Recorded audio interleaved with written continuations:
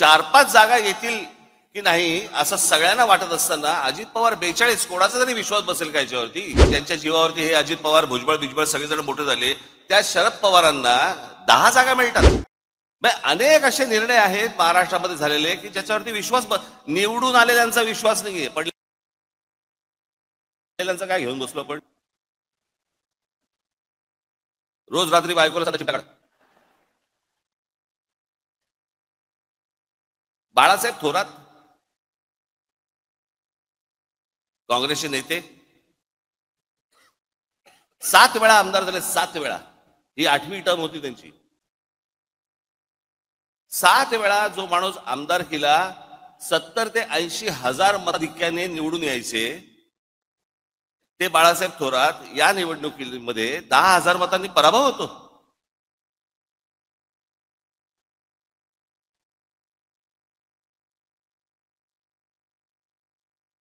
उद्या अनेक लोक बोलतील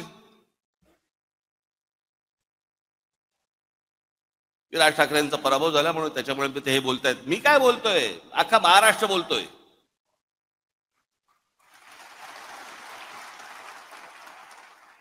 जे निवडून आले त्यातल्या अनेक लोकांचे मला फोन जे आले, जे सत्तेमध्ये आले आहेत त्यांचे मला अनेकांचे फोन आले, त्यांना शॉक बसलाय.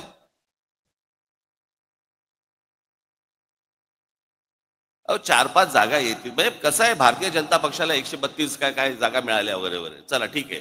मागच्या वेळेला पण त्यांना काहीतरी 100 काय किती जागा होत्या? 105 आधी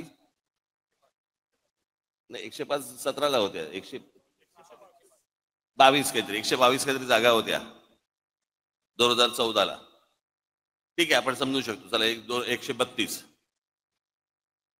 अजित पवार 42.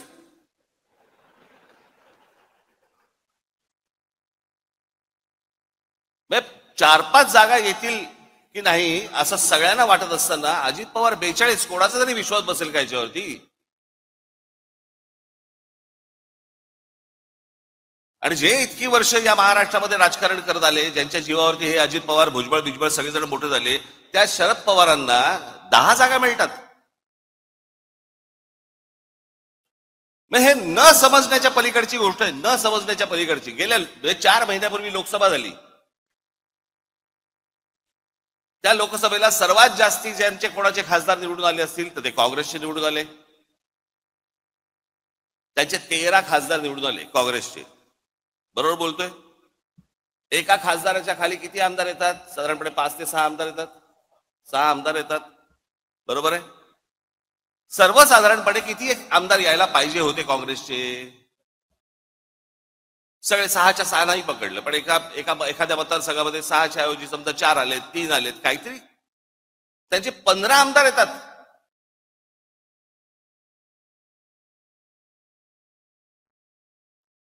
शरद पवार साहेबांचे 8 खासदार निवडून आलेत, 8 खासदार. त्यांचे 10 आमदार येतात. आणि लोकसभेला ज्या अजित पवारांचा 1 खासदार निवडून आलाय तिथे 42 आमदार येतात. 4 महिन्यात फरक पडला लोकांच्या मनात.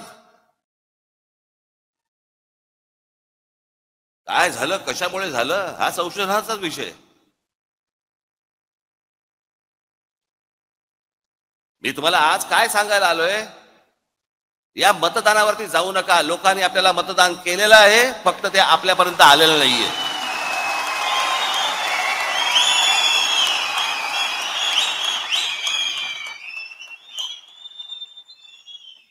तुम्ही असं कुठेही मनामध्ये धरू नका की लोकांनी आपल्याला मतदान केलं नाही. लोकांनी मतदान केलं, पण ते केलेलं मतदान कुठेतरी गायब झालं.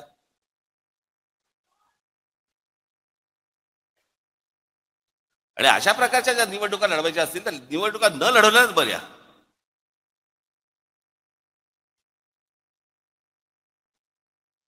अर्थात ही पण गोष्ट निघून जाईल. कोणी कुठच्या गोष्टीचा अमरपट्टा घेऊन आलेला नसतो. अशा गोष्टी होत असतात.